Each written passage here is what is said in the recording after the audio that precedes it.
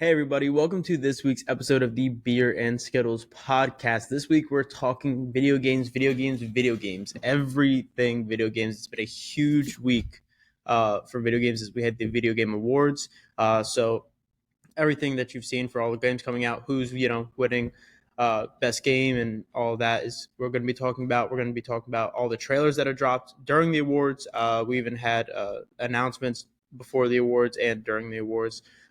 We also have had major game updates recently with Fortnite, Dead by Daylight, Warzone 3. So, a shit ton of news for you for gaming. So, if you're not interested in video games, find another episode right now. But this is going to be an intriguing one because we have it's so much. I mean, games that we've been waiting for a long time, games getting revitalized, new games coming out, and just hearing who got all the awards and who got snubbed. I know Ray, you got a lot of statistics, and you know all the winners and got that all written down for us. Yeah, so I'll start off with saying Baldur's Gate absolutely swept the Game Awards this year, and not surprisingly so, and well deserved. Baldur's Gate ended up winning Game of the Year. We had best game director being Alan Wake 2. Best narrative was Alan Wake 2. Best art direction was Alan Wake 2. These were definitely the biggest games. I think also with Alan Wake 2 being one of the newest of the nominees. It definitely is the last one to have been released, so it's fresher on people's minds. Which with some of the other games, sometimes that can, it's no different from the Oscars. You get a movie that releases at the beginning of the year that's nominated for the following year. People tend to forget, so best score in music was Final Fantasy 16. Best performance was Neil Newbon from Baldur's Gate 3. We had best ongoing game, which is Cyberpunk 2077. I actually was happy about that. The game is much, much different now. Since Phantom Liberty and since the 2.1 update, it is a much better game. It's completely different. It's well deserved. Best mobile game was Honkai Star Rail. No real surprise there. Best community support was also Baldur's Gate 3. Best VR game was Resident Evil Village. Best innovation in accessibility, which the industry has seen a huge push towards, and Forza Motorsport won that award.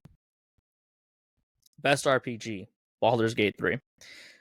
Best fighting game was Street Fighter 6. They actually beat out Mortal Kombat on that one. Best family game, I think, is no shocker, Super Mario Bros. Wonder. Best action game was Armored Core. Best action adventure game was Legend of Zelda: Tears of the Kingdom. Racing game was Forza Motorsport. Best multiplayer game, Baldur's Gate 3.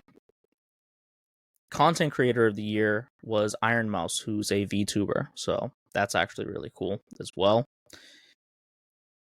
And for those of us listening, can you just describe what VTubing is? Because it's not really that big on the scene yet, which is why it is a big deal. But just not everybody, I think, is aware of what exactly VTubing is. So VTubers are streamers, just like you'd watch anybody else that streams and plays video games, but they're using a virtual avatar. So we don't actually know what these people look like. They're using these virtual avatars, but the technology is when they talk, the cameras catch the lip movement and everything. So it's like you're actually watching this person. It's really, really cool. The technology has advanced to allow people to do this, and it allows people to kind of remain anonymous when making content and putting out content. So I think it also helps if people are a little more shy, and you don't want to be seen. I mean, video games has always been good for that. You can play online, and I'm sure we all have friends that we play video games with online, right? That we've never seen, we've never met, we just talk to. And this is like just the next step of that. Now you can create this virtual face to be able to do that, and people really like it. Yeah, and it's a thing that when people start doing it, I think there's a lot of people that want to get into content creation, especially on the streaming side. I mean, why wouldn't you want to monetize your most fun hobby? Like if Yep. you're doing something you love, but then there's the risk of putting yourself out there.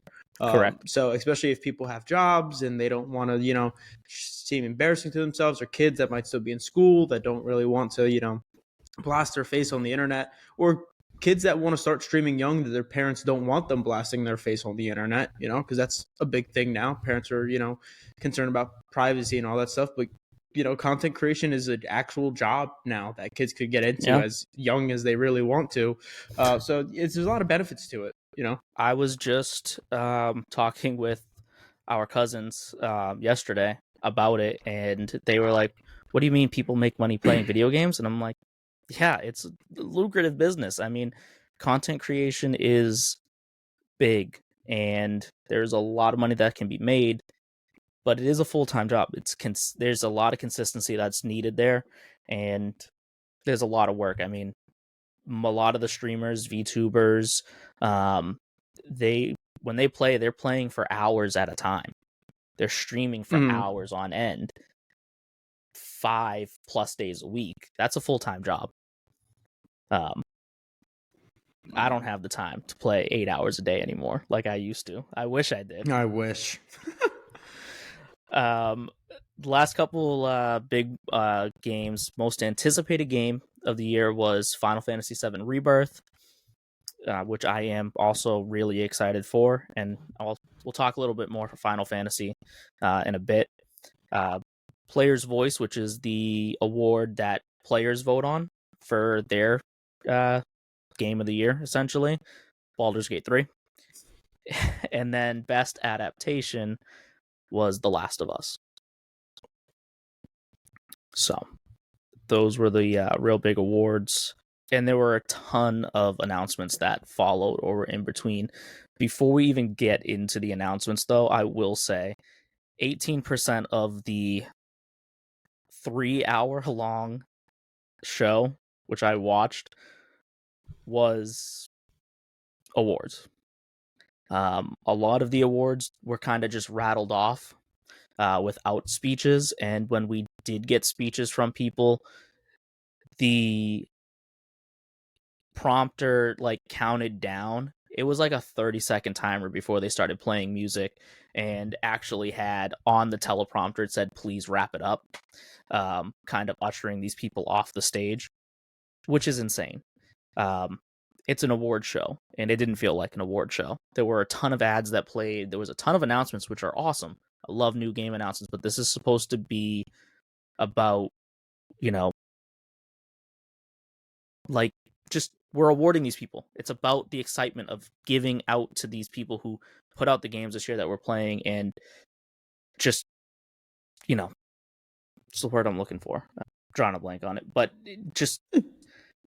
It's not like the award shows. Yeah, we're gonna show off new things, but we don't watch the Oscars for new trailers, right? We don't watch the Emmys for new shows that are coming out.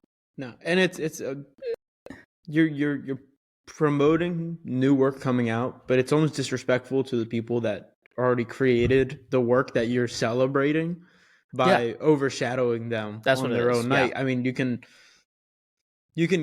play trailers, of course, do it. No one's complaining about it, but if you're gonna cut down your time slots to fit in trailers, then there's a problem.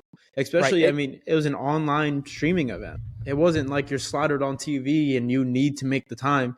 The event could have ran for as long as you want. I don't think the venue was kicking you out. Yeah, I think it is a bit ridiculous, and I get it. It's, if you wanted to compare it to all right, well, at the Grammys we have people perform, right?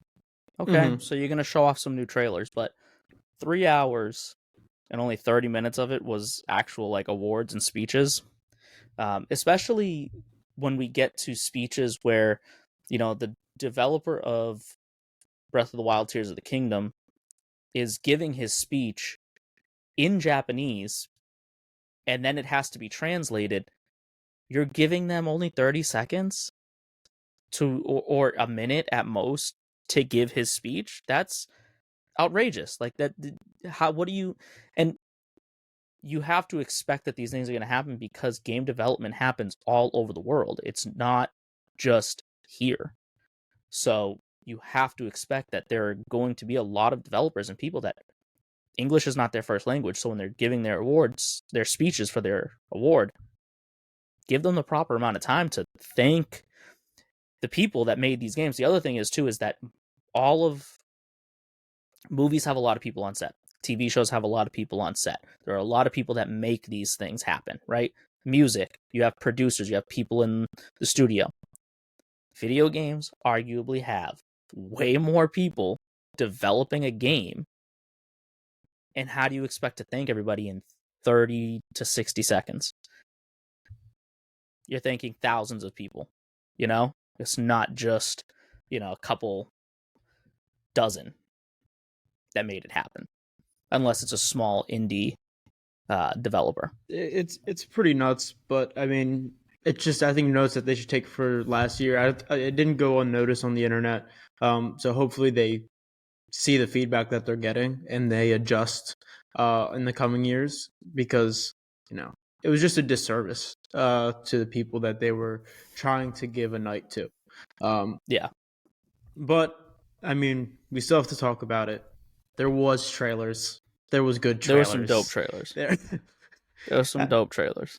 There's a disservice to show those trailers, but we're gonna fucking talk about them. I mean, there's some real cool ones. I mean, the one that stuck out to me was God of War. I mean, it's a franchise that's been going on for forever now. I mean, it is probably, I almost want to say, it might be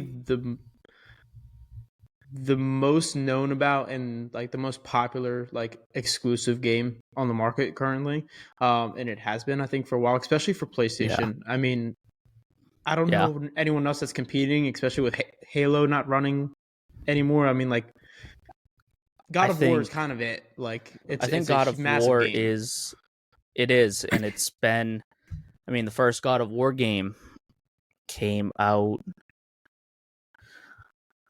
on PS2. Yes. So the franchise has been running a long time. It's definitely, and it's the fact that it is still running, it is definitely one of Sony's biggest in-house games. I absolutely love God of War. I've played all the originals. God of War 3 was insane at the time when it first came out. And then it kind of went dark. Yeah, we had God of War Ascension come out a couple years later, and it was a prequel, and it didn't do all that well, but when the game returned in 2018 with the Norse setting and everything, it was phenomenal. So how many God of War games do we have? Like God of War 1, God of War 2, God of War 3, God of War Ascension, which was a prequel, and we had 2 games on the PSP, which were like they took place in between different events. That was Chains of Olympus and Ghost of Sparta, and then God of War 2018 and God of War Ragnarok.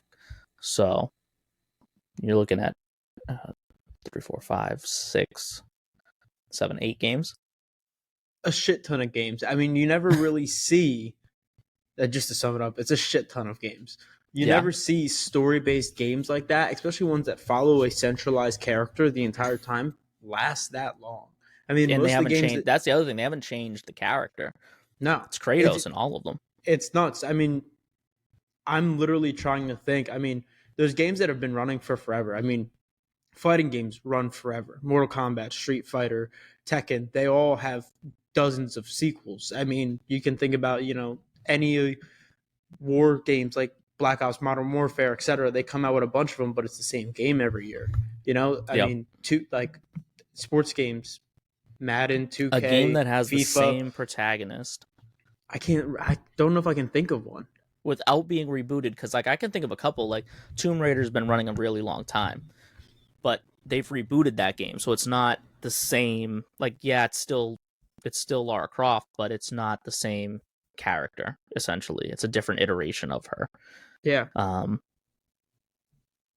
I mean, following the same character for 8 games, it's yeah, impressive the fact that they it can is. keep pumping out story and the revitalization of God of War by bringing him into another mythology, And using another mythos. changing the It's genius. combat, and but still making it feel like a God of War game, while Oh, also completely like upending the combat and like crafting it in a way that it makes it better. It's still hack and slash, but it's more refined in the camera work, everything. It's so cinematic. Um, this new DLC though is free DLC, which is even more shocking as insane. well. Yeah, as well as the fact that it is dropping on The December 12th. 12th. So 5 days from when the Game Awards made the announcement. Crazy.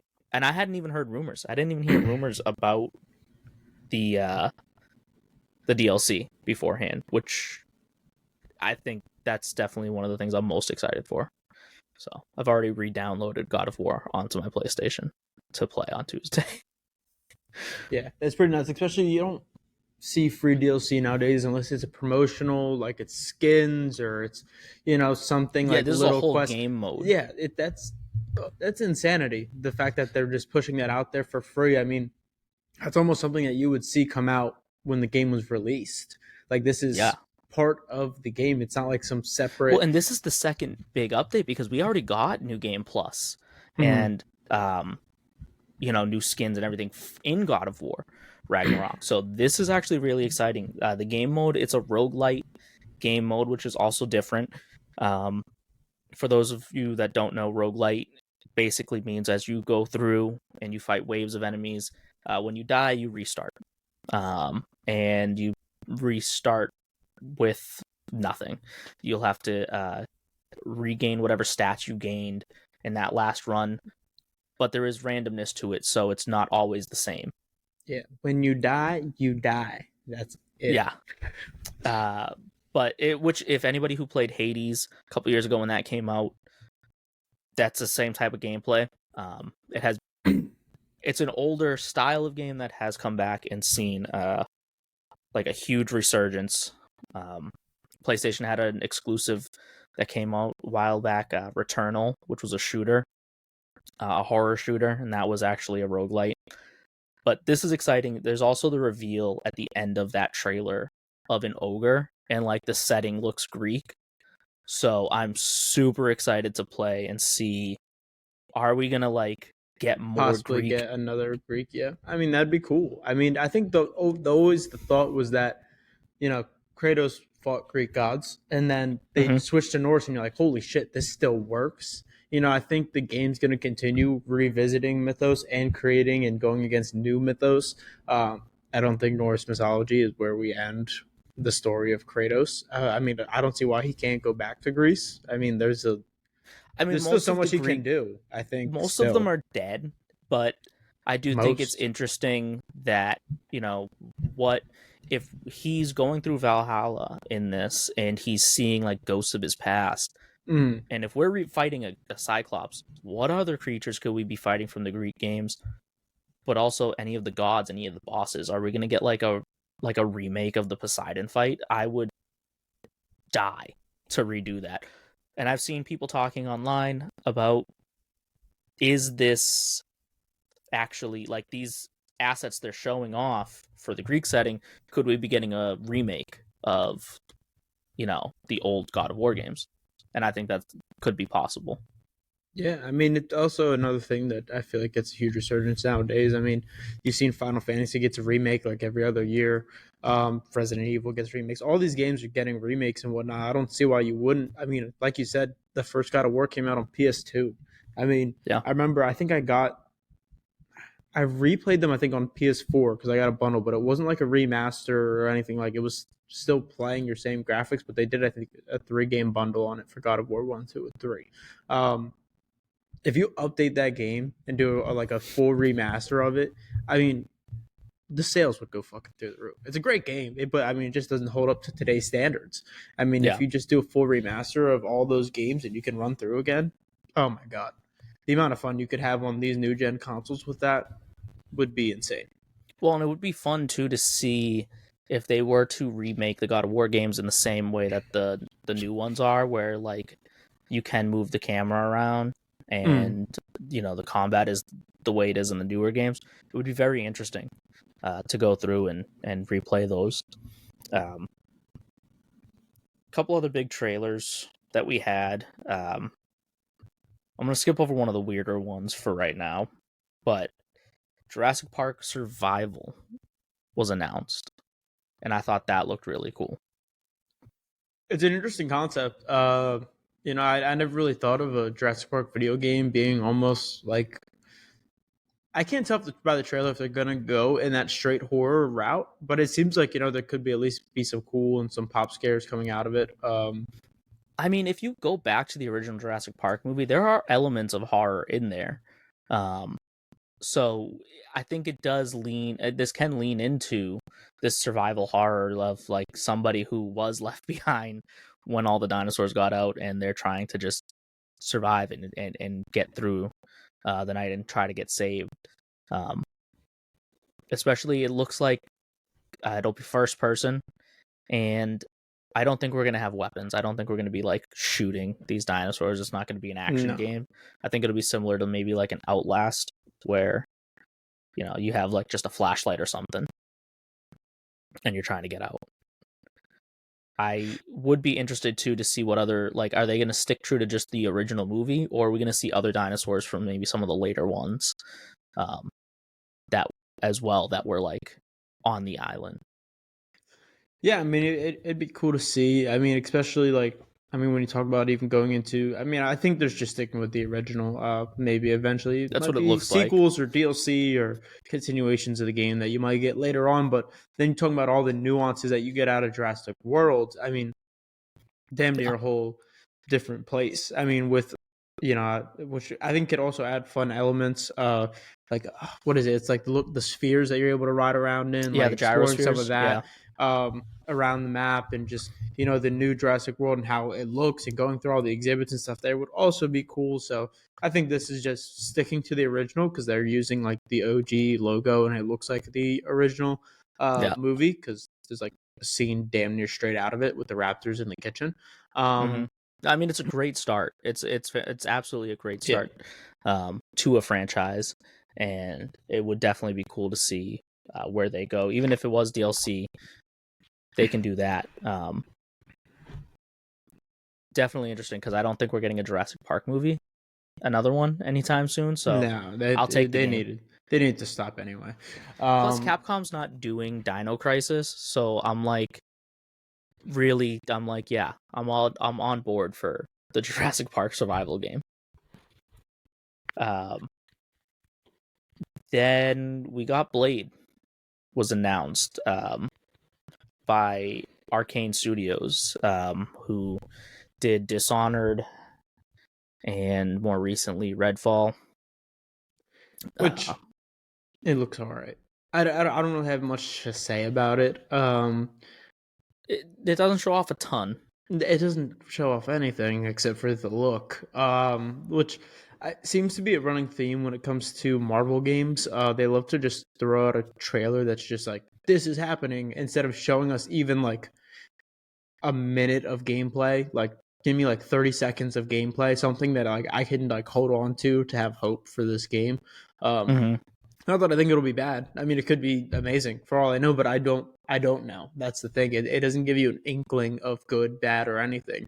It's, you watch it, you just kind of feel neutral. I mean, Marvel has had a Spider-Man game, the Wolverine game that's coming out. There's a lot of hype behind it. I mean, they have a lot of games in production. And if any of them are like the Spider-Man game, I'm sure they'll be huge successes. But what I got from the Blade trailer isn't the same feeling I got from the Wolverine trailer. The Wolverine trailer, really? even though it didn't show you anything, like the original Wolverine trailer shows you nothing at all, but does a good job of building suspense, I feel, and bringing you to a moment of, especially because they're like, oh, Marvel, you're like, oh, what is it? What is it? What is it? What is happening? What? And then it shows just the claws and the fade of black. It does a great job of building excitement. Um, Mm.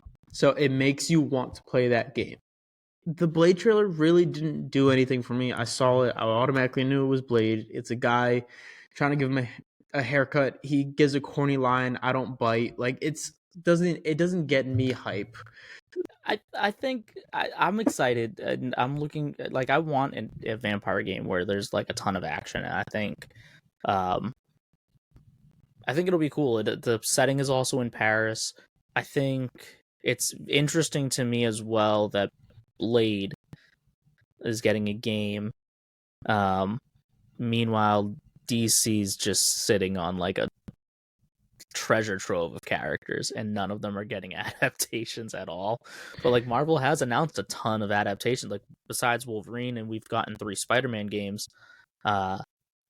There's a Captain America and Black Panther game in development. There's also an Iron Man game in development. I mean, now that you're saying it, oh my god, DC doesn't really run too much in the game space. Not anymore, but they used to. Like, look, the Arkham games. Yeah, the Arkham games were crazy, but it's Batman. I mean, they market Batman so much. Can you really think of DC games outside of Batman other than Injustice? I mean, Injustice is huge. I think the other thing is too is that Rocksteady was working on a Superman game, and the plug was basically pulled on it. Now we're getting Suicide Squad kills the Justice League, which looks trash. It's a shooter. I don't know why the fuck they turned this game into a shooter. It doesn't make sense. If you were playing as Deadshot the entire time, okay, yeah, it's a shooter, but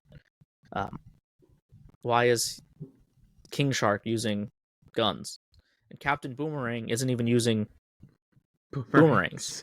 It's completely idiotic. Nuts. But even before the Arkham games, do you remember the Batman animated series game where you could play with Robin and Batman and Batgirl and Nightwing? So even like that's a sick game. I mean, I played that game so much. That between that and the Ultimate Spider-Man game. Well, Arkham Knights came out last year. Didn't get received well. We're still talking about in the Batman sphere. It's so not that it's easy to make any type of game, but last year at the Game Awards there was a Wonder Woman game announced. We got a Wonder Woman announcement last year at the Game Awards. We haven't seen or heard anything yet, but that is being developed. But I do think it is interesting that like there's we could get a Flash game. Why don't we have a Flash game? You could. I mean, there's so many lanes you can run in, but Marvel has always ran in, I think, multiple lanes. I mean, you've had multiple X-Men games, many Spider-Man games. I mean, now they're pushing for even different heroes. Yeah, before it was X-Men, Spider-Man. That was the only way you were getting games out, but now they're pushing the boundary. They're pushing out. You also have Marvel vs. Capcom. There's some Avengers games out there as well. But then even Ultimate Alliance. Yep, there you go. So I mean, they've more pushed the envelope, I think, in the game sphere, while DC just gives you Batman games. So I think there's other things that they could do that they're not doing. I mean, they kill it in animation, but it's not translating to video games. So, I mean, we'll see. But yeah, Blade. I'm sure it'll be great. It's a character that I think it works really well for gameplay. So I think he'll translate easily. Not worried about anything like that. I just wish that the trailer would have either given you some gameplay or did a better job of building the suspense of the game. Yeah, and anybody that is wondering, this game is a Bethesda game, which means it will be an Xbox exclusive, for anybody wondering. And for all of the Sony fans that are upset by that news, this is how Xbox players felt when Spider-Man came out.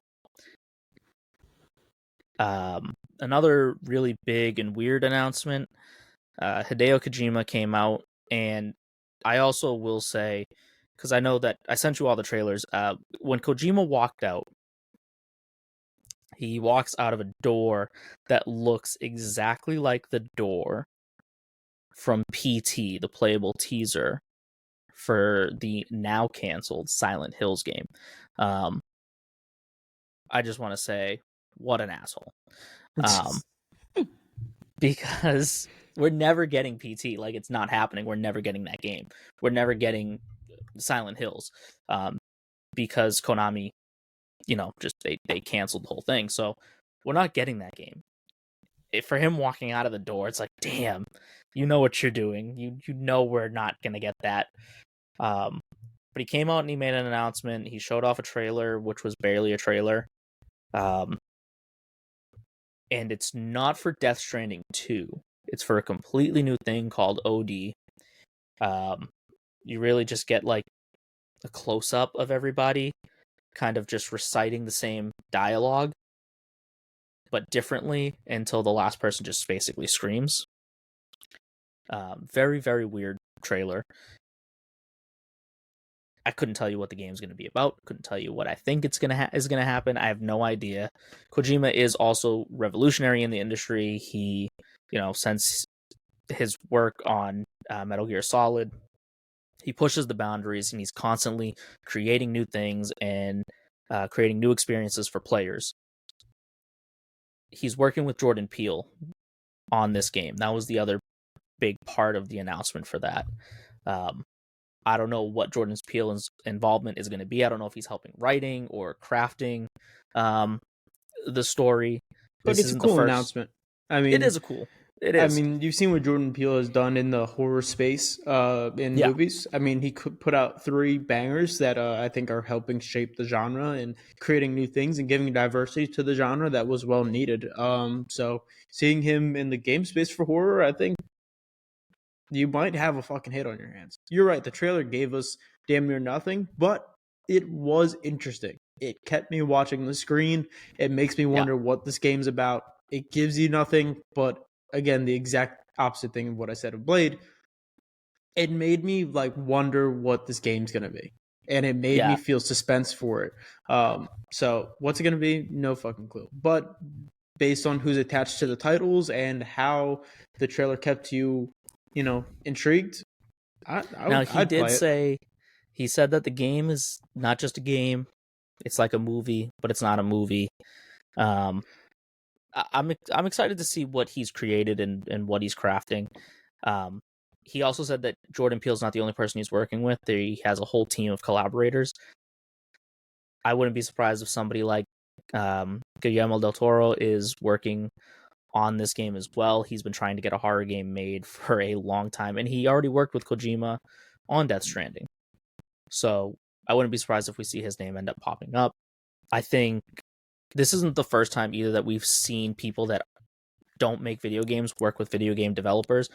George R.R. Martin worked with the team to make Elden Ring. Mm-hmm. He helped create the lore and everything for that. So it is really cool when you see people kind of step into this. I think it's awesome. The video game industry, like video games as a whole, it's storytelling. So people who write books like George R.R. Martin, or people who make movies like Jordan Peele, this can be another avenue for them to tell stories and to bring more stories to life and in a different way. Part of when I talked earlier about people not having enough time to give speeches at the award show, Kojima and Jordan Peele, they talked for like 10 minutes or more about this trailer that really wasn't a trailer. I think they probably could have cut that time down, which would have given people time to give their speeches. Because really, what are we talking about? He didn't reveal like what the gameplay is going to be like or anything. So it's like, what are we talking about here for 10 minutes? Yeah, it's ridiculous. Again, I think the feedback that they're going to get this year is going to make them want to change their format for the upcoming years. Yeah, for sure. But I mean, also plenty of stuff happening in the horror game space, right? I mean, we have a Dead by Daylight universe trailer, like it's something in the same universe, but not Dead by Daylight, which looked amazing. By the way, another trailer that almost gave you nothing, but again, it kept me intrigued. It really made me think that this looks amazing. It's put you in a space to where it feels like it's going to be scary. Like it feels just from the trailer, like you're like, oh, it's very menacing. It looks like a nightmare. Yeah. just it does. manifested onto the screen, which I think it looks amazing. I don't really play Dead by Daylight. I know you're much more versed on it, and you might know more about this trailer and what might be coming. But to me, it looked dope. It looked like something that does exactly what a horror game is supposed to do. And honestly, this might, I think, so it is a single player game, or it's Supermassive, so it might be multiplayer, but it's a story driven game, I should say.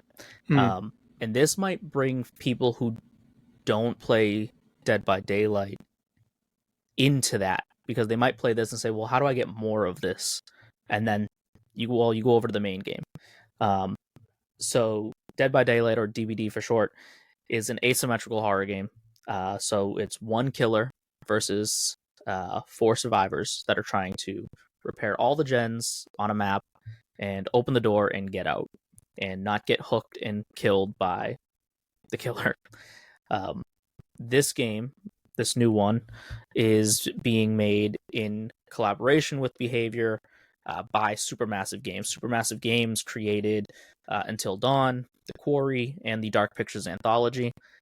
They're known for their butterfly effect style storytelling, where you're with a group of survivors and everybody can live or everybody can die and everything in between. So there's huge replayability there. I'm super interested in how they're going to do this. In DBD, it's like they pull killers and survivors from different like worlds and timelines and everything. The entity that is doing this is pulling them to see who can survive and, for the killers to try and win. The name of the game is The Casting of Frank Stone, and part of me, even from watching the trailer, makes me think like this guy has found something and he's like, this is his like audition. The Casting of Frank Stone makes me think like his audition for being pulled by the entity into the world of Dead by Daylight, and to do this kind of like forever. But I'm sure Supermassive Games is also known for their twists and turns in their games, so I wouldn't be too shocked if the game also takes a completely different direction, partway through playing, and it turns into something completely different. Really, really excited. I love playing DBD. It's a really nice game to just kind of like sit back and chill, and not really chill because it's stressful, but like I'm not. I can stop at any time. I'm not like playing God of War where I'm like, or like Final Fantasy where I'm putting hours and hours into it at a time. I can just kind of play a couple matches and get off, like Call of Duty. Yeah. And I think another interesting part of this is that you're seeing a game being created based off of a game like that, an ongoing game that's online. So you're seeing there's going to be an interconnectedness, I'm sure. By the time it's done, I mean, I'm guessing maybe on the release of the game, they might, throw some stuff in Dead by Daylight, to get Dead by Daylight players to play that game and get the people that play the Casting of Frank into Dead by Daylight, So there'll be an interconnectedness. Maybe you'll see some modes in Dead by Daylight that have to do with it. You might see some other stuff, which is cool. I can't think off the top of my head games that have really done that. I mean, when you think about the space that's in. So yeah, it could be interesting. An expansion. And Dead by Daylight's already huge. They're already a much bigger game than they were, when they first came out. Where at the point where like this year alone, we've gotten Nicolas Cage as a survivor. We've gotten the Xenomorph as a killer. We've gotten Stranger Things back into the game, and Chucky was just released as a killer. Who's absolutely terrifying in the game. He's way too tiny, he moves too fast, and he cusses you out when he hits you. It's horrible, but it's a lot of fun. Like it's so much fun, but he's terrifying. And the game, like those are all aside from their original characters and killers that they have in this game, they're pulling huge licenses at this point. Like Alien's a license that they got from Disney. They worked with one of the biggest entertainment companies in the world to be able to get that killer in the game. So really the sky's the limit right now for them as far as like what other licensed characters are going to come in, and where do they expand. I know that they're also doing a movie that Blumhouse is working on, so I wouldn't be shocked if this is just this spin-off game that Supermassive is doing is just the beginning of an expansion for the Dead by Daylight universe. It'd be criminal if we have a video game episode and we don't talk about the biggest video game trailer to probably ever come out, the most anticipated thing in video games for I don't know how long. GTA 6. GTA is a massive game franchise that has been corrupting all of our minds since we were children that shouldn't have been playing it. And it left off on a great game with the GTA 4, and I think there was 2 spin-offs after 4 with the Ballad of Gay Tony and another one, which were like mini games. But yeah, so they left off on a high note there, and then they come back with GTA 5, and they did something that we never thought would get from GTA, which was one, we got an online mode, which is still being played till this day. To give a frame of reference, that came out on, was that late PS3 or early PS4? Remind me. for GTA 5. Yes. GTA 5 originally, I want to say that was PS4. But let me double check for you. Even so, early PS4. Like, it's been, Yeah. I think, about a decade since GTA 5 has come out, and it has an online mode that is still being played till this day, which is kind of it's insane. 2013, so it came PS3 and PS4, or it started on PS3 anyway. That game has also been like re-released on every console since it came out. Because like you said, sure everybody's I still have it playing downloaded it on my PS5. So yeah, it's not that game has ran for so long. Not only does it have an online mode that holds up for the test of time, because it gave you full customability of a character, which if anybody knows me, that's like my favorite thing a game can do, is let you make a character and run wild. As well as the story mode. The story was so intriguing. It gave you 3 characters to play as, which isn't something that we got before. So you're going through 3 different stories that are interconnected with each other. It's amazing. I mean, again, you thought from GTA you're just gonna, you're gonna shoot people, you're gonna steal cars, you're gonna pick up a prostitute, like you're gonna do all this crazy stuff, but you don't think about the story of the game, and it really did deliver you an amazing story with iconic characters, which again is so great. So then they did that, and we had been waiting a decade for nothing to come out, and now they just released the trailer for GTA 6. So again, one of the biggest games ever, so the most anticipated trailer to be for at least the past decade. GTA 6 just got released. It is a return to Vice City, so anybody who's played the old GTA games, all of the settings are fictional cities that are based on real life ones. So GTA 5 being set in San Andreas, which is essentially Southern California. This one, Vice City, is a play on Miami. It looks incredible. When they showed like the beach, the number of people that are just hanging out on the beach. It's funny, a lot of people were talking about how this game has taken so long because they went down and they studied Florida. Because a lot of like the people in the background and the stuff that's happening, you can go and find like clips of like that exact thing happening like on the news or on social media from down in Florida. Because it's a wild place. It's insane. There's also multiple characters in this one, similar to GTA 5. We're getting like a Bonnie and Clyde type story. And the other big difference is that one of the playable characters is female, which is awesome. I cannot wait to play this story and see. I've seen some people say that the story from watching the trailer might even play in reverse, that we might start with, because at one point she's in jail, so we might not act like all of that stuff might be like flashback type stuff as well.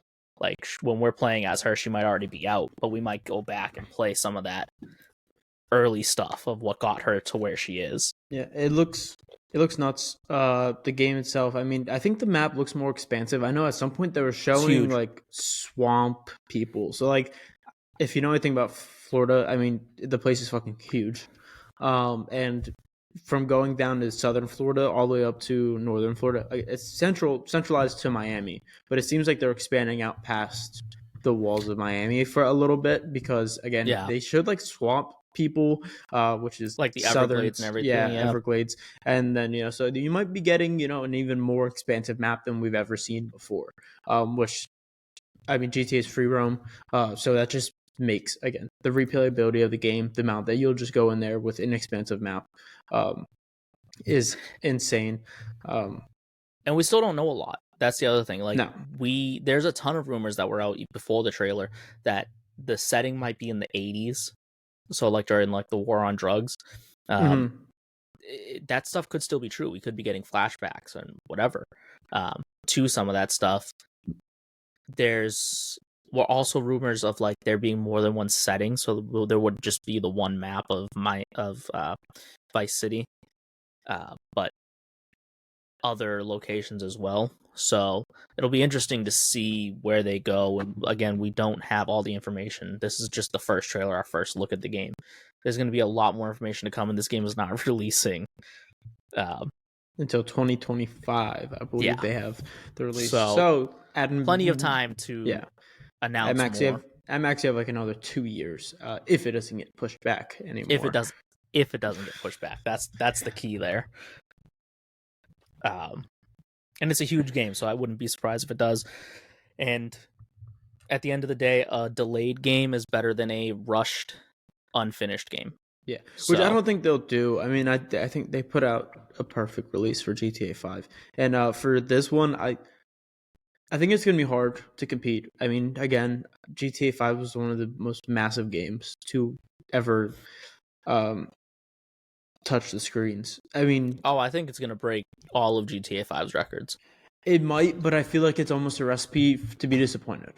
The build, a decade of build. You're talking to me. GTA 5 is like Avatar, for movies. Like the build, you have a decade worth of build from this thing that was so, praised and so beloved, and then but I think if you wait so long and then you drop. I think the hype is going to get like, look, the hype's gonna make you buy it, but what is the reception gonna be? And I do have faith in the studio that they'll do it right, because in GTA 5 they just released the story mode and then they did the online mode after the fact. I think they are doing the same thing with GTA 6, where they are gonna give you the online mode because it was such a success. Why wouldn't you? But I don't think they're doing it initially on release, which is a great idea, especially because GTA 5's online mode, while being so fun, ended up being very hacky and broken very, very soon into it.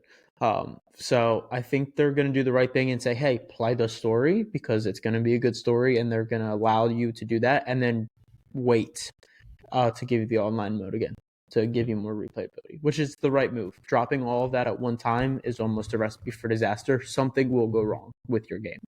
Yeah, well, and I think a lot of people are going to jump right into online mode if it's at launch. How many people are then going to just play through the story? You want people to experience it. You put a lot of work into that. So let people do that and then give them the ability to run around and cause mayhem.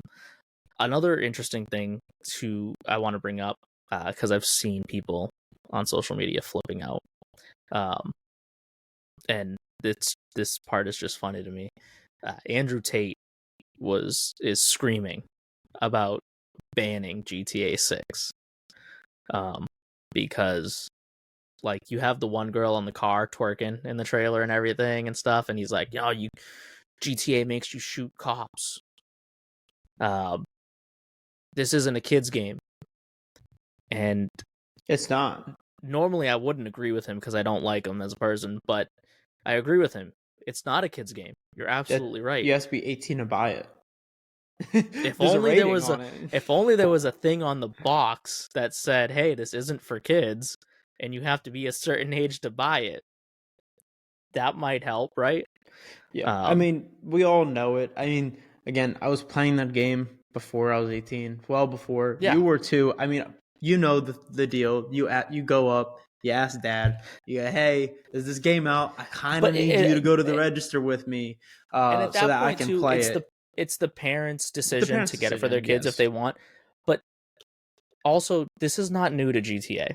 No. This is this idea of people trying to ban it because of what it is, because of the prostitutes or whatever. This is not new, and the franchise has survived. So it's just funny that people all of a sudden are like, "Oh, we gotta cancel GTA 6." Yeah, good luck. Why? Never happened. No.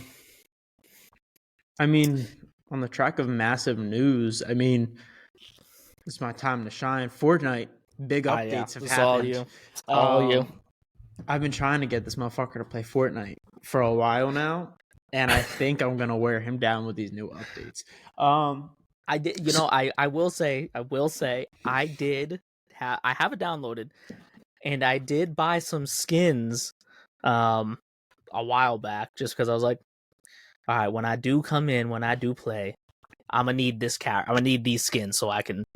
So I did do that. which is a great launching point for us right here. There were some leaks of upcoming skins coming out, and the big thing with Fortnite, I think, is that they've always killed it in the space of skins and whatnot. I mean, I have countless skins. I mean, they know how to make you spend money. I'll tell you that Yeah. because they work so much with other different studios and partnerships and whatnot to give you all of your most beloved characters. I mean, I just got an Invincible skin the other day. I have like a Moon Knight skin. The amount of Marvel skins they have, I have a Beast Boy skin. Like, it's insane, and they have amazing designs. I mean, you wouldn't buy them if they didn't, and they do a great job of adapting those characters into the same animation style and giving you the best version of them. And also, the cool thing is when they work with like different animations and anime and whatnot, they have like a specific style for like anime characters. So like that's also a cool thing they do. But the leak was Ninja Turtles. They're giving you all four turtles, and they look amazing. It might be their best designs. Oh, Like it might be the best I've seen the Ninja Turtles. yes, I do actually believe that they might be the best design for the turtles. I haven't seen if they're having anything else come out with them, with different pickaxes and gliders and whatnot, or if there's going to be other characters in the universe. But from what we know, we have the four turtles. So excited as soon as they drop because they haven't come out yet, but they're slated to be out in December. So they showed a bunch of skins, and they're all supposed to come out this month before the new year. So as soon as they drop, I will definitely be spending some money on those, which is amazing. But the biggest news I think for Fortnite was that they just had Fortnite OG, which is a little before my time of playing the game. But when the game first released, it was a massive hit. You know, it's been developing since 2017, 2018, if I remember correctly. And the complaint has been just that it's not the same Fortnite that it was when it released, the thing that people loved. I don't see it, but I also joined the game later. So to me, I think it's nostalgia talk. I think the game is just as good as it ever has been, if not better. I mean, I started in chapter 3 or chapter 4, which is later, which they said when I started was a good time as well. But again, as it keeps going, you know, the game wants to progress. If the story wants to evolve, people don't like that because they want the game that they played years ago. Which is harmful to the game. That's how things get boring. Yeah. But they brought it back as a game mode for a good like month or 2 months, and it went insane. It was all that any streamer was doing. It was the talk of Twitch that Fortnite OG was back. All of the pro gamers, all of the original content creators, were all playing Fortnite. Jump back on, yeah. Yeah, the streaming numbers were going insane. I mean, like people were saying, like I haven't had this much fun on stream in so long. Like because we talked about it earlier, streaming is a job. It's Yeah. 100% a full time job, and you can get exhausted of it. So they're like, this was so refreshing. Like I feel like when I first started streaming again, when I was having fun, which is great. You know, that's good for the community. I think it's good It's the for nostalgia of it too. Yeah, it's 100% the nostalgia of it because I played the season and I was like, it's all right. But I didn't have experiences with it. So I can understand where people are coming from. Hmm. Uh, but there's numbers on streams. They're like, we haven't had this like Ninja's the biggest streamer in the world. I mean, he has more competition nowadays because he's older, and then there's all these new people that come in, and there's so many people in the space. But he was the streamer. I mean, he Yeah. was the guy that made you think, "Oh, I can do this and be famous." Like not just I hop on Yeah. Twitch and my friends watch me, or I get a couple bucks a month. Like I can make money. I can get sponsorships. That was Ninja. He did that. Um, and he was like, I haven't had this many viewers since OG Fortnite was like a thing. Like there Well, was because that's the record thing break. too with like playing. It's and the thing that I think prevents a lot of people from getting into streaming and um still kind of on topic with what you're saying is it's you don't have to be the best player. I No, don't watch people stream because I'm like, oh, I'm looking for the best there's also Fortnite player, the entertainment best. value. It's the entertainment of it. It's the entertainment that they provide when they play. It's Mm. not about me watching and seeing the best because some streamers I watch, I'm like, I'm better at that game. Or I watch them like go through and they're doing stuff, and I'm like, no, it's not there. It's over there. Like, go do this. Go do. And like I'm yelling at the screen because they're not doing it, but it's not. It's Well, I believe at first, I think content creation with gaming was the best of the best. Like you yeah. weren't hopping on stream, people weren't watching you unless you were the best. Now there's two lanes for gaming. There's pro gamers and there's Hmm. content creators. Yeah. The content creators are amazing at the game because they play it 8 hours a day minimum every single day. But they're Yeah. not the pro gamers that would fucking shit on you. Like if you saw them in a lobby, you would not last 2 seconds. Those kind of guys. But they're still amazing. So they bring you the value of, yeah, you have to be good at the game, but they're also, they're the people with They're funny. They're personalities. entertaining. Yeah. Yep. Um, so, but OG Fortnite was a big deal. It came out, and people were like, I hope this lasts forever. It didn't, which I think is a good thing. The game has to evolve. So they did an event where Fortnite's known for events. They do an event, the whole world gets scrapped. They do a whole new thing. You're supposed Hmm. to love it. Sometimes you do, sometimes you don't. There's a concert involved with this one. Eminem was there. Why? I don't know. Wasn't complaining. It was pretty Why cool. not? And so everybody's hope, or a lot of people's hopes, was that they would take the mechanics of OG Fortnite and just give a simple game like they used to after just having OG Fortnite. It's not what happened. They went to Fortnite Underground. They changed the mechanics. They changed how you shoot your guns. They added mods to the guns. A plethora of things that are different. So the colors aren't so bright. Everything looks a little more realistic. It doesn't look like Call of Duty, but it looks a little more realistic, which people were complaining about. Shut up. Why does it matter? Um, Hmm.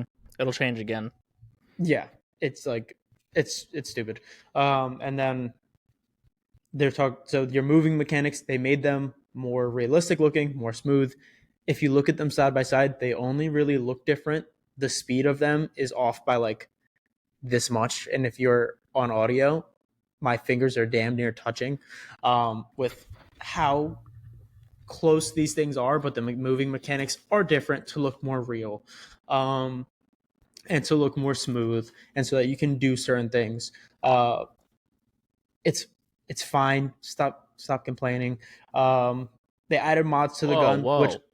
They need to complain. you give me content to create, so thank you. Keep complaining. Um, they added mods to the guns, which I think is a genius idea. I mean, you can Like take mods in like a way that like Call of Duty has mods. yeah. So you can. So there's I think 4 or 5 different types of scopes that you can add on any gun now. So if you want, you can add a Okay. sniper scope to your shotgun. I don't know why you would put a 4x scope on your shotgun. However, what I did realize is that I do like putting a red dot on my shotgun. It's awesome. You Hmm. can add drum mags. You can put on twin mags. You can, put on suppressors, and you can put on different things to help with your recoil and to, basically help that that gun. And the higher class I'm gun intrigued. you have, the more it has with stock parts on it. So like if you get a gray gun, it has nothing on it. If you get a gold gun, it'll have 4 different things on it. Sometimes you'll pick up a gun and you'll pick up a sniper with just a red dot on it, and you're like, this is useless. So because it's not an actual sniper scope. And sometimes you'll pick up just a regular AK and it has a sniper scope on it. You're like, this is hard to use. I think it brings so much more to the game. I think it's more fun. I think, and also they changed the game mechanics. You have drop off. If you're gonna shoot a 300-yard sniper shot, you're gonna have drop off. You have to account for that, which is great. I think it makes the game more fun to play. It's an element that Battlefield's done in the past, and yeah, it's part of the reason why I love the Battlefield games for that, the realism on that. Yeah, on that side. They nerfed the scopes because if you used to have a red dot scope, basically if you zoomed in, you were locked on your target. Like it automatically damn near put you there. Now you have to manually run your way through, which is better. If someone has a red dot, you're not just going to get mowed down in 2 seconds. I think the game is more fair now. I think the game is easier to play for everybody, where it's more challenging for the people that are really good at it, and it doesn't really affect the people that aren't, you know. But it wasn't the only new thing too, right? No, they added 2 new modes to come with the game. So other than the map changes and the whole new mechanics, they also added a Lego mode, which was exciting, to say the least. They didn't come out with it at the launch of the new season. They want people to get used to the new season, which, as we just talked about for GTA, it's the right way to go. Let people enjoy the game, then give them another thing to explore. Yep. So the Lego mode came out on Wednesday or Thursday. I can't remember, but Wednesday or Thursday the Lego mode came out, which it's basically Minecraft in Fortnite, but with Legos. You have a brand attached to it, which makes it so much bigger. You're not playing with building blocks, you're playing with Legos. It's exciting, it's fun. They made alternate versions of a lot of the skins as Legos, which is also pretty cool. Like they didn't say like, oh, you have to restock your, like, no, your skin just turns into a Lego, which is pretty cool. Also, they just carry over. Yeah, not every skin has it. So I have like a Spider-Man skin. They don't have a Lego Spider-Man. But for like, I think probably 80% of my skins like just turn into Legos. That's awesome. So, it's pretty cool. It's a good way to go about it instead of saying like, oh, now you got to buy all these Lego skins and unlock all these Lego skins and do all this stuff. No, like certain skins just have Lego options to them, which is cool. I played the Lego mode. I think it puts them into a new realm. I think it puts them into a new space. I think it opens them up for allowing more people to play. Like I was telling my girl, I was like, I don't think you'd like Fortnite. I think it would stress you out. I think you would have an anxiety attack trying to do all of these things, but you'd probably like the Lego mode. You would probably actually have fun just building, exploring. You know, you can play survival, which is just, oh, let me fight off a wolf, you know, but like, I think it opens you up to people that don't want the stress level of a shooting game, especially with one with all the complications of Fortnite, like building and whatnot. So it opens you up to another audience. The next mode they did, it came out Thursday or Friday, again, the day after the Lego mode. They did a racing mode. They have a collaboration with Rocket League.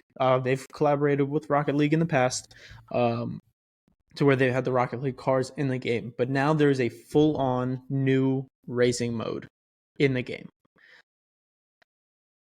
I just played it right before we hopped on. It's so fucking fun. Another thing, it opens you up. I do like racing games. It gets to the point where there's almost a reason not to play this game, because it's giving you so many options of things that you can do. Why wouldn't you play it? You can do a racing game. You can do, a survival, Minecraft type of game. You can play the builds mode, or the introduced a year ago the no builds mode. No builds. Yep. If you just like more of the classic The shooters. battle royale. Yeah. Yeah.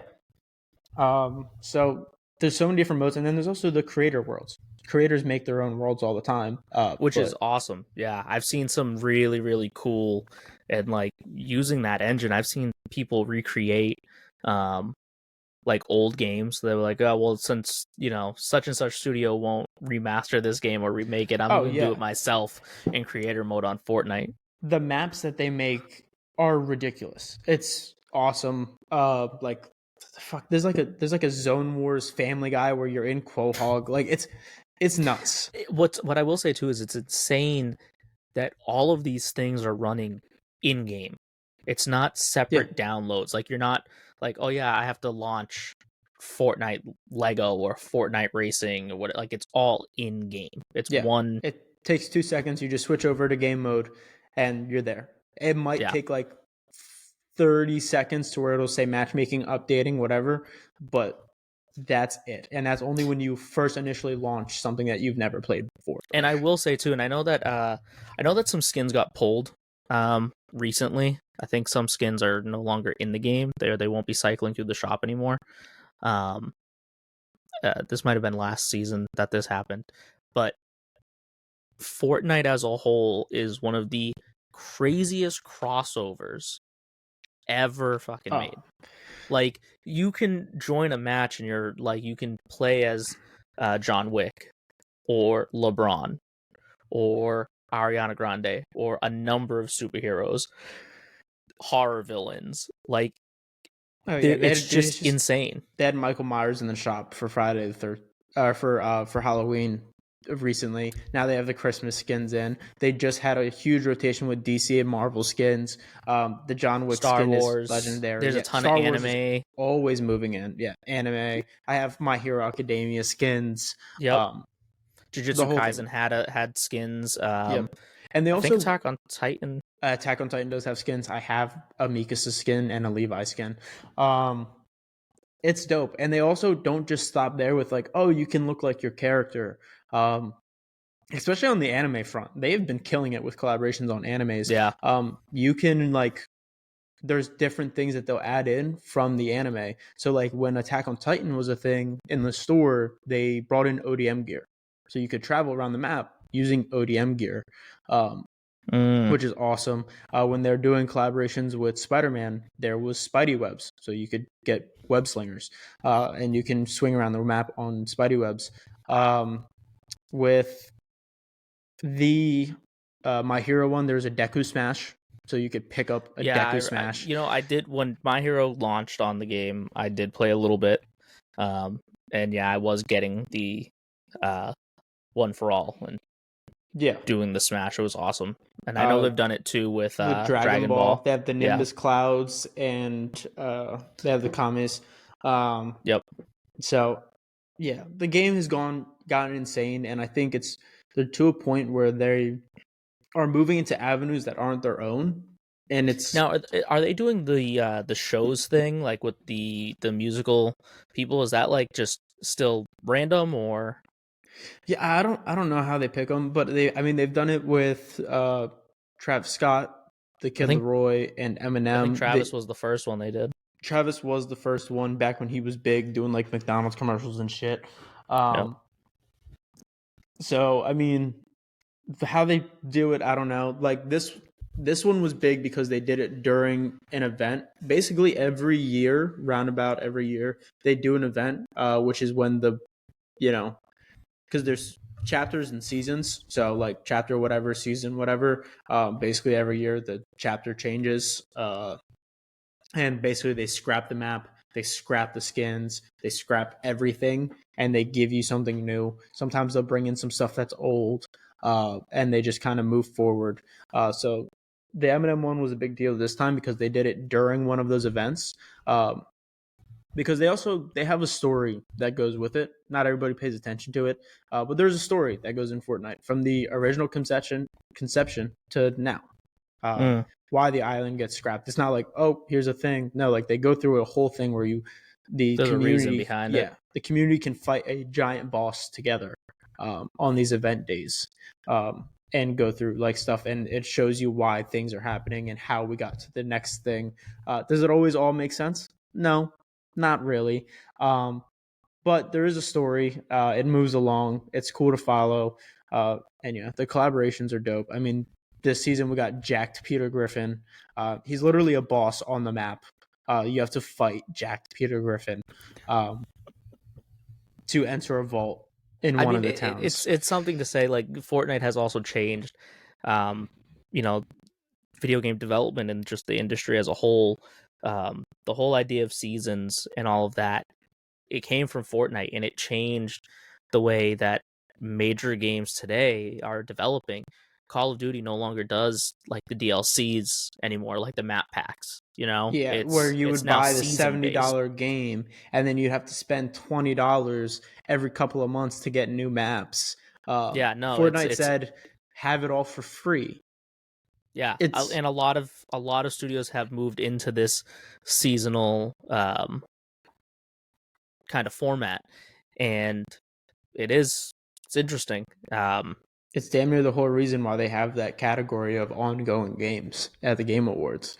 Yeah, like, and I play. That's the other thing. I do play a few like ongoing games. I think the ongoing game I play the most right now is probably Genshin Impact. Mainly because I can play on my phone, so I can play on the go. I absolutely love it. The world building is amazing. If you're a fan of Legend of Zelda, check out Genshin. If you like anime, check out Genshin Impact. It's incredible. I think there are other games that are ongoing that have been going on for a long time, and like they actually got some announcements at the Game Awards, like Warframe, which is a PlayStation exclusive, which is perpetually in beta. They've decided, and the game has been going on for 10 years now. And they just announced their next expansion. They showed off more of it at the Game Awards, and they're like, yeah, we're just going to keep going. This game is not going anywhere. It's a big game. It has a lot of people that play it. It's incredible. I don't really ever hear bad things about Warframe. Another one, like they got DLC this year. They get a big one every year, similar to like Fortnite getting their big thing every year, is Elder Scrolls Online. I don't really ever hear bad things about it. It's got a huge player base and people love it. People love the Elder Scrolls game, so ESO is huge. There's also Final Fantasy Online, which is huge. Final Fantasy is just a big title in general. We didn't get to talk about Final Fantasy 16 at the Game Awards because they did get DLC announced, one of which launched that same night. Final Fantasy 16, the director of the game did just say too that game is not, as far as he knows, they're working on this DLC and that's it. They're not doing a spin-off. They don't plan on doing a sequel. They kind of want to do the next thing. So, probably Final Fantasy 17 or another remake. Which my hope, games. Jesus Christ. My hope is that after Final Fantasy VII's remake is done, we get a Final Fantasy X remake. That's one of my biggest dreams. I don't know that it will happen, but Tetsuya Nomura is also a madman when it comes to developing games, so I wouldn't be shocked if he's like, yeah, I'm taking on another big project because I finished redoing Final Fantasy VII. Yeah. Final Fantasy is definitely one I have to get into. Final Fantasy got ruined for me because you hear it's fucking 16 games. It's a shit ton. I started playing on the wrong one. I think it was either 12 or 13. I want to say it was 13. Yeah, Lightning. Yeah, it was trash. Everybody told me that one was trash. But that was just the one that came out when I wanted to play it. And so it got ruined for me. I didn't like the gameplay of it. But I hear it's updated now. Like the gameplay is different. It plays more like Kingdom Hearts, which is one of my favorite games ever. Yeah, they started that with Final Fantasy 15. And all of the 7 remakes are like that. 16 is like that. More of the Kingdom Hearts style combat. It's not the the turn-based combat that they used to have. I think Final Fantasy it's such a huge franchise. It's not going anywhere, and you can jump in at any point. That's the nice thing about the numbered entries, is that each one is totally separate and disconnected from the last one. Mm-hmm. There were some things that were missing at the Game Awards that people didn't see. We didn't get an announcement of New Game Plus for Spider-Man 2. There was no DLC announcement for it. We didn't get any updates on Hades 2, which I was a little bit disappointed on. There was one surprise one. I don't know if you ever played Dead Cells, or if you've seen it.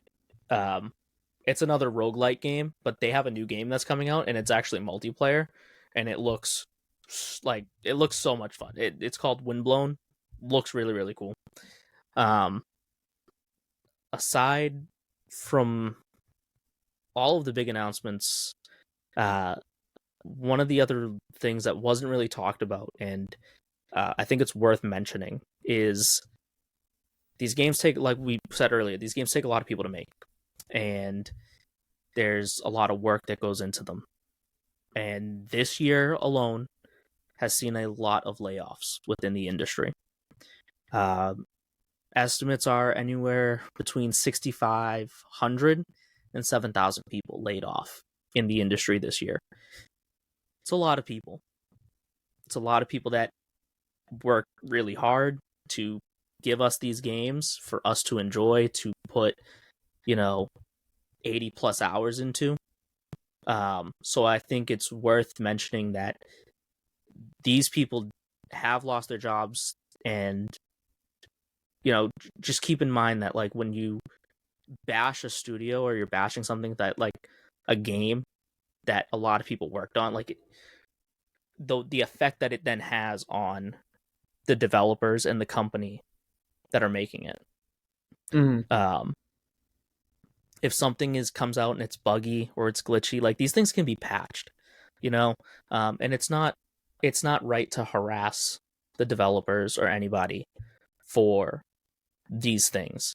There are various reasons as to why the layoffs have been happening. And I think one of the companies, because Bungie, the developers of Destiny, they laid off 100 people just recently. And the community was not happy about it, for the way they handled it, for their response after. Even now, there was just an article that IGN did where they talked about Bungie basically laying off these people because they weren't meeting their numbers, sales-wise. So they cut people to try and make up for that, because part of their deal when Sony acquired them, they are fully autonomous until they basically don't meet their quota. And at that point, if they don't, Sony gets to fully take over the board and take over the game, which at this point might not be a bad thing. I love Destiny. I've been playing that game since it came out. I have skipped the last couple of seasons. I feel like just due to I feel like they're not listening to player feedback, and that's a big thing. And that's why there's an award for it at the Game Awards, is, community support. And especially for an ongoing game, it's hard. You look at something like Fortnite running as long as it is, and people are, like you said, how many people were not happy with, over some of the changes? You can't please everybody. You can't please everyone, but you have to know how to keep your numbers up. You have to keep your core community. That's the base of it too. And I think Bungie's struggling with that right now. And maybe they need to look towards some of these other ongoing games like Fortnite. You look at Call of Duty, you look at Warframe, which most people would be like, oh, what is that? But if the game's been being developed and it's ongoing for 10 years, they're doing something right. Like, they're not just making this game for free. People are playing it. Yeah, there's a give and take with that. With a smaller game, even that not everybody loves or not everybody knows, I'm sure the people that know it love it. Usually, you might be a smaller studio, smaller amount of people working on it, not as many updates, but keeping your game for your players. As long Yeah. as you keep the game geared towards your players, you'll never really go wrong. Listen to the community, and at some points, switch it up, get in new people. But Yeah. if you're running the same stale thing, or if you're just doing the exact opposite of what the community says, you're gonna lose viewership, and that's what Destiny is going through right now. Yeah. They're losing players because all these other games are evolving and they're stagnant, not giving the players what they want. Yep. People will definitely. I'm guilty of it. I'll play something else. Simple as that. There are a million games out there. There's a million different things for me to play. Yeah. So I don't have enough time to play all the games I want to, let alone play the ones that I don't. yeah. Um, Yeah. Exactly. I have so many games sitting on my shelf that I need to play. But on that note, I hope you took those last words with some wisdom and take it home with you. Don't bash your studios. Those are people with jobs. They're Give people them with a lives. chance. They put in a lot of work for us to be happy. Yeah. And things get fixed in time. Like, you don't complain and then you see it different tomorrow. Look at Cyberpunk. Cyberpunk was a highly anticipated game that flopped on release because of all that was wrong with it. Now it just got best ongoing game. So you have to also give people slack. It's not going to change overnight because it's hard work. It's a difficult job to be in game development. It's a long going process. I mean, it takes longer to develop a game than it does to make a TV show, movie, or any type of media that you're looking at currently. So on that note, thank you guys for tuning in to this episode of the Beer and Skittles podcast. We hope you enjoyed the video game talks. Let us know if you want to see more video game content from us. Let us know what you thought of the trailers that were shown. What do you think about the awards? Do you hope that they change them for next year? Go to our DM and comments with all this information, and we'll see you next week. See you next week.